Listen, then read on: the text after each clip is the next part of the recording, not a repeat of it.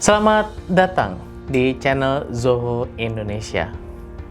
Hari ini kita akan memulai sebuah series yang akan membantu Anda menggunakan Zoho CRM.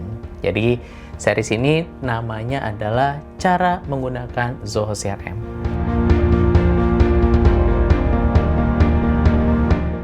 Ya, di sini kita akan membahas semua fitur yang ada di dalam Zoho CRM dan bagaimana kita bisa menggunakannya.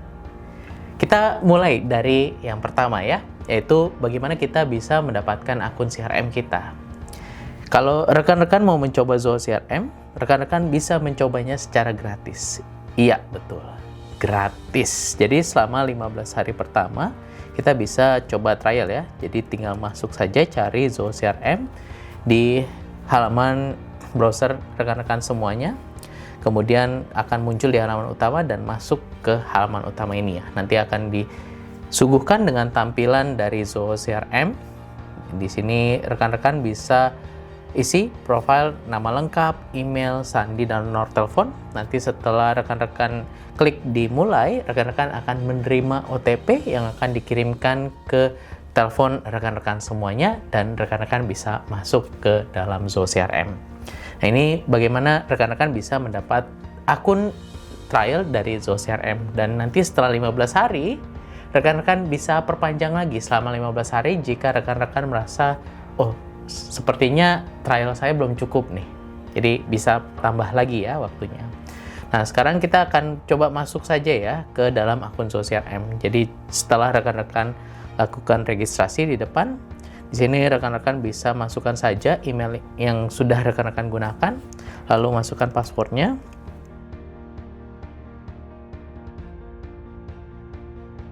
Dan masuk ke halaman utama dari Zoho CRM.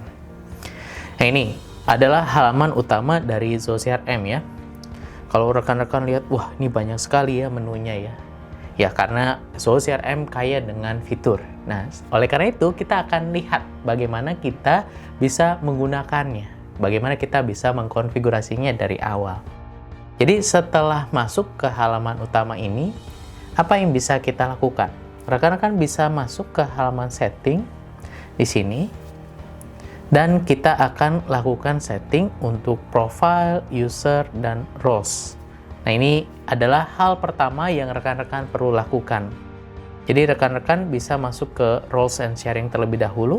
Rekan-rekan bisa lihat di sini ada roles-nya atau peran dari perusahaan rekan-rekan semuanya ya.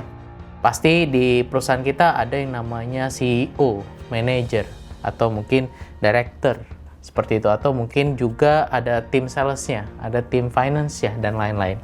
Nah, di sini rekan-rekan bisa tambahkan ya, bagaimana cara menambahkannya. Langsung buat saja, di sini mau diklik di tombol sini atau langsung di bawah, misalnya di bawah CEO ada manager. Saya di bawah manager mau tambahkan namanya sales di sini ya. Sales manager. Nah, di sini kita save. Nah, ini akan report ke manager ya. Kita kembali lagi di sini di bawah sales. Nah, di sini dia nanti semua sales manager akan berada di sini. Lalu kalau misalnya kita mau letakkan lagi di bawah sales manager, di sini ada salesnya sendiri ya. Dia akan nanti reporting to sales manager. Nah, di sini kita lihat lagi sudah ada sales. Nah, kalau kita mau bikin divisi yang berbeda, mungkin di bawah manager yang utama di sini tadi ada sales manager. Di sini ada mungkin marketing manager. Nah, marketing manager nanti di sini kita tambahkan, ini dia akan reporting langsung ke manajer utama, atau mungkin di sini kita ganti ya, direktur. Nah, kita ganti sebagai direktur di sini ya. Nah, ini sebagai direktur, ada sales manager, ada sales, ada marketing manajernya. Di bawah marketing manager, kita bisa masukkan lagi. Di bawah marketing manager adalah tim marketing. Nah, marketing di sini.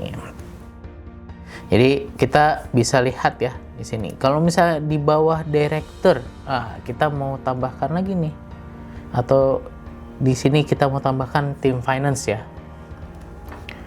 Finance manager. Nah, di sini ya. Finance manager kita tambahkan, dan kita mau tambahkan finance team.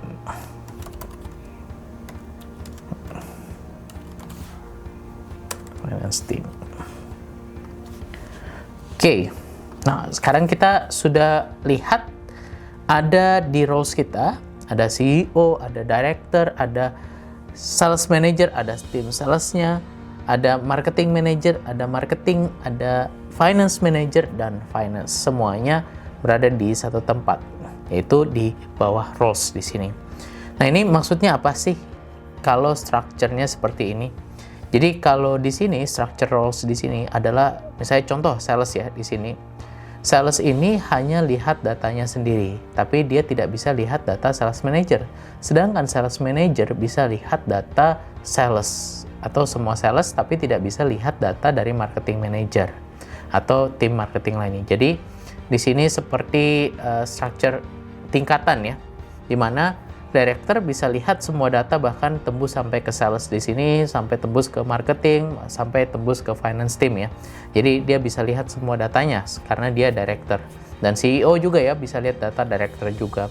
Tapi untuk tim sales mereka hanya lihat data mereka masing-masing, tim marketing hanya lihat data mereka masing-masing, dan tim finance juga lihat data mereka masing-masing.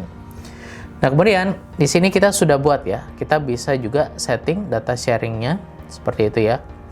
Kalau rekan-rekan bisa lihat, nah ini kita bisa lihat ya, modus itu default aksesnya adalah private, atau masing-masing sales hanya lihat leads mereka saja satu persatu. Atau account di sini adalah misalnya nama PT ya, dari PT yang mereka masukkan di situ pasti berbeda-beda nama PT yang mereka sedang mungkin kerjakan atau pitching. Di situ di sini kita bisa setting sebagai private, atau setiap sales hanya melihat datanya mereka saja. Jadi mereka nggak bisa tuh saling ngintip, atau mereka lihat sales A lagi ngerjain PT mana nih, mereka nggak bisa lihat. Jadi mereka hanya fokus kepada data mereka saja. Jadi kita bisa lihat settingannya di sini private ya. Tapi kalau misalnya rekan-rekan mau, kalau leads bolehlah di sini bikin public gitu ya. Bikin public, read only seperti itu. Jadi semuanya bisa lihat ya kalau misalnya ada leads yang masuk atau leads apa saja yang masih dipegang oleh sales lainnya. Jadi kita bisa setting berikut juga hal-hal lainnya di sini. Nah, contoh di sini produk ya. Produk ya harus bisa dilihat semuanya tapi tidak bisa diedit. Jadi di sini produk di setup-nya adalah public read only. Nah, di sini kita bisa juga masuk ke sharing rules ya. Kalau misalnya rekan-rekan ada mau sharing khusus, misalnya tadi karena sales sama tim marketing kan nggak langsung bersentuhan ya datanya, atau tadi sales di bawah dari sales manager, bukan di bawah marketing manager. Nah, di sini kita bisa setting ya, misalnya dari leads di sini, dari leads, modul leads. Nah, ini adalah sharing to marketing. Nah, sharing to marketing. Jadi kita bisa sharing based on record owner atau based on kriteria. Nah, di sini kita bisa setting sendiri ya.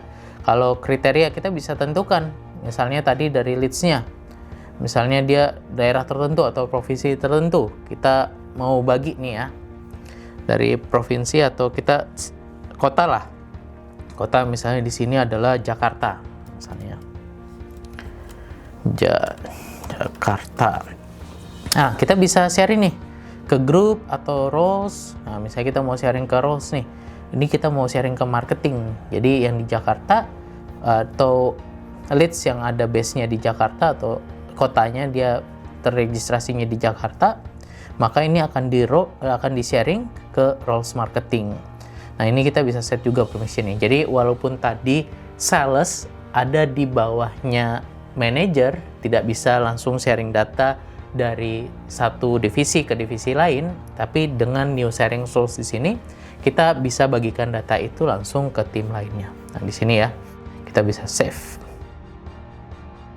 Nah, ini jadi kita sudah buat sharing rules-nya. Begitu juga kalau rekan-rekan nanti mau sharing leads atau mungkin sharing kontak atau sharing data-data lainnya ke roles atau peran lainnya yang ada di dalam perusahaan rekan-rekan, rekan-rekan bisa menggunakan sharing rules di sini. Atau kalau tadi di sini kita bisa gunakan default permission ya.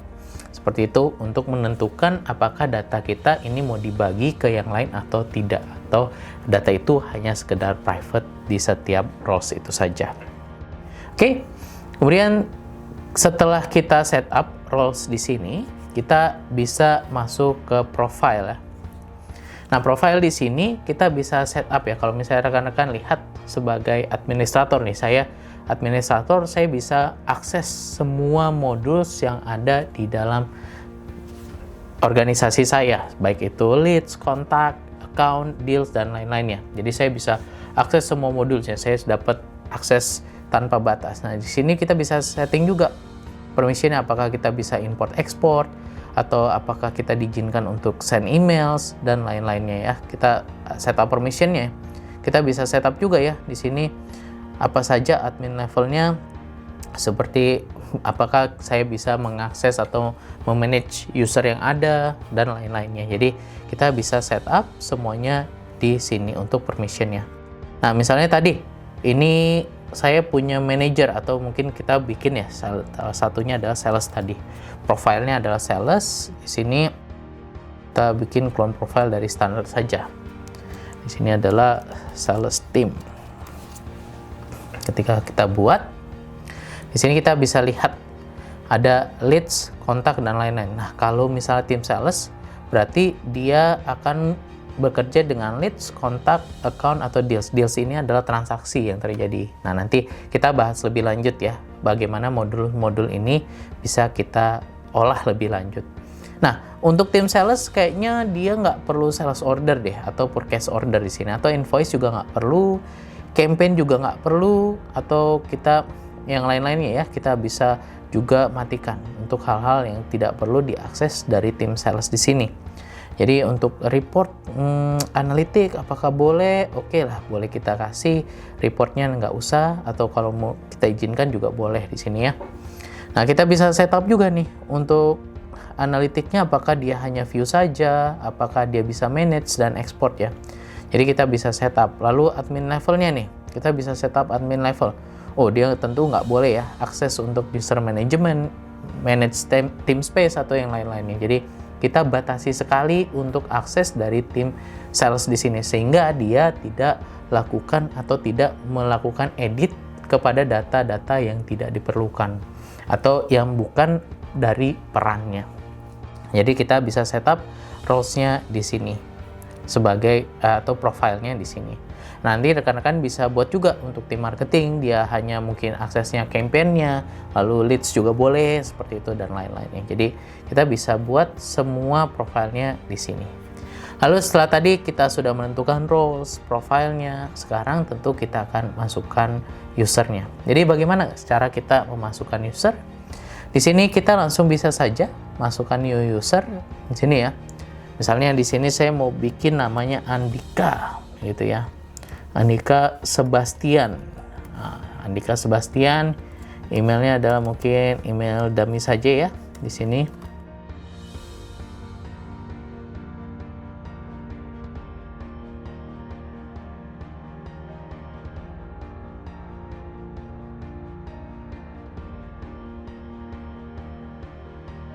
Nah, ini di sini.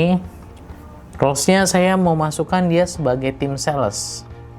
Profilnya adalah sales, seperti itu ya. Nah, ini kita langsung save saja. Dan ini adalah cara kita memasukkan user. Dan di sini rekan-rekan bisa klik juga kalau rekan-rekan ingin membuat grup. Nah, ini rekan-rekan bisa buat grup name adalah misalnya Sales Jakarta. Nah, Sales Jakarta di sini. Misalnya di sini kita bisa tentukan ya siapa saja yang sebagai sales di Jakarta juga. Nah, di sini jadi rekan-rekan bisa buat sales mungkin di tim-tim lainnya nanti, jadi bisa buat grup juga ya. Jadi kalau misalnya ada timnya mungkin berbeda daerah, juga bisa buat seperti itu. Nah, rekan-rekan bisa lihat juga aktif usernya nanti di sini. Rekan-rekan bisa nonaktifkan juga jika mungkin usernya sudah tidak berada di organisasi atau di company dari rekan-rekan semuanya. Oke, jadi ini adalah yang pertama, yaitu kita tadi sudah lihat bagaimana kita membuat Zoho CRM, akun trialnya. Kita sudah lihat bagaimana kita bisa mengolah roles dan sharing data di dalam Zoho CRM, dan juga bagaimana kita bisa mengatur profile ya, atau akses ke dalam modul-modul tertentu yang ada di dalam Zoho CRM dan juga usernya. Oke, sekian untuk episode pertama, yaitu bagaimana kita menggunakan Zoho CRM, yaitu user, roles, dan sharing, serta profile.